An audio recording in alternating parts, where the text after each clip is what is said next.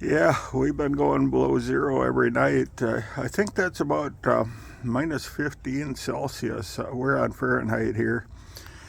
I'm wearing my Christmas long underwear, my long johns, and I got a opportunity to. I took the opportunity to ask my missus how it made my butt look. If you know, you know. Anyhow, uh, I did some checking now. Yesterday in my recycling video, uh, Brent Erickson up at We Farms, he's he's in the same state but quite a ways away from me. Uh, he commented about the new law to sell scrap, and I really didn't know. I'd heard something, and I'd asked the kids at the recycling outfit, and they kind of blew it off like it wasn't going to be a big deal. Well, Brent mentioned it, and then somebody else mentioned it to me. And I do have a couple of friends that also scrap, but I'm going to check it out tomorrow because I sat and read the law, and the way I read that, it's illegal for kids to sell aluminum cans they picked up out of the road ditch without paying $250 per year, no less, not for 4 years. The driver's license, my commercial driver's license, costs about half of that, and I only got to pay that every fourth year. Well, what that's really about is all these people going into old houses and stripping them, and plus light poles, city light poles, they strip the copper out of them. Like always, the laws tend to hurt the honest people. And I'm checking. I'm out of business. I may strip what you see here. By the way, that's got pretty nice chunks of brass on the end, but that's pretty heavy gauge copper in there. Those are the lift gate connections for lift gate trailers.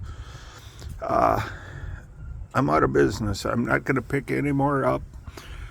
I never minded proving where I got mine from because, well, for one thing, it obviously none of mine ever came off of out of a house, or a what was the other thing? Light pole. It always was stuff that was used up that guys just throw in the ditch or throw in the back row of the truck stop or in the dumpster because it was easier than going through the hassle of stripping it. And it was always kind of a hobby of mine. I mean, this goes back 40 years. When we were newlywed, I used to try and get together shy of $100. At that time, they still would pay you out cash. If you kept it under $100, they'd pay you out in cash. And Pat over at Gopher Salvage, he used to always do that. He'd pay you out in $2 bills and half. If you sold, like, for instance, $97.54, he'd make sure you got a $2 bill, and he'd make sure you got a half dollar. And I have no idea how many half dollars we have now. I really don't. But it was kind of a hobby because what I'd do is I'd wait for us to have a day off together. And at that time, you made twice as much money to go out of town. Mankato Steel and Iron, and Alter for that matter, Gopher Salvage too, they were still paying out cash for under $100.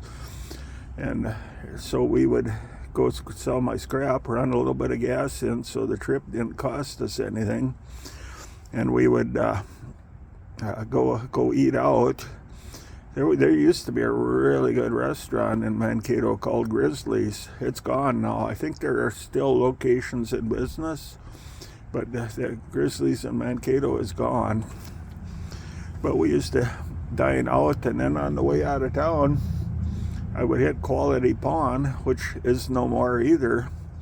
And we were young people. We didn't have a lot. So if I ended up with $18 or something, I'd go into the pawn shop and see if I could pick up, some cheap tools that I knew I could use.